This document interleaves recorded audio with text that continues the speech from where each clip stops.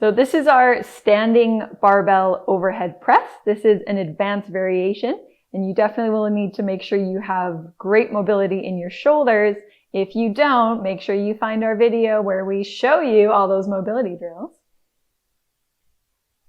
Anyway, we're going to do our barbell overhead press.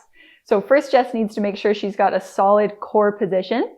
So she's not going to be flaring her ribs up. She's aware of her core, and she's going to have a firm grip on her feet. So she's really planted into the ground and can control the barbell. So she's going to unrack the bar. We're unracking backwards because we're showing you a video, but that's okay. So right from the start, we need to make sure she's got vertical forearms and straight wrists. So this might mean you have to slide your elbows a little bit more forward of your body to get that straight position. That's going to help stabilize your shoulders.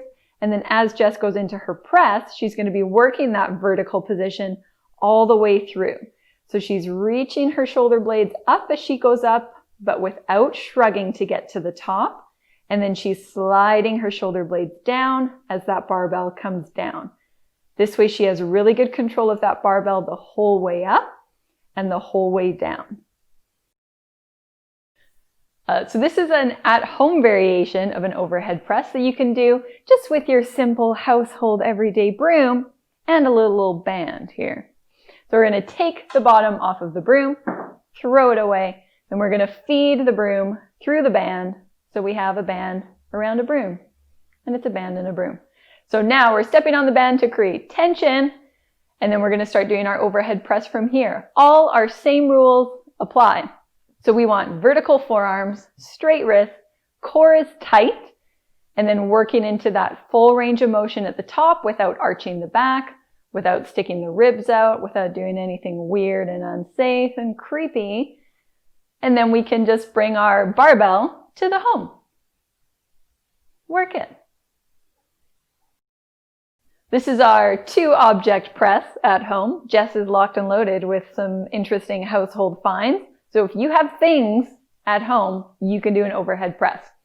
So Jess has a power tool and a jug of cleaner, and she's going to hold these for her overhead press. Again, same rules apply. Vertical forearms, core is tight, getting proper range of motion without shrugging at the very top, and finding her core stability so that she's not wobbling around and leaving herself prone to injury with these weird things she's holding. If you don't have objects of similar weights, just do one side at a time. You're going to get a good extra core challenge from that anyway. Then the cool thing about finding weird household objects is that you can actually challenge and progress your exercise within that one object. So depending on the shape, if it's something kind of funky shaped like this, you can hold it at different positions or different angles to extend the lever length to make it a challenge or to take away some of the stability. So it gives you a different kind of challenge and recruits the muscles around the shoulder a little differently. It's like a little balancing trick.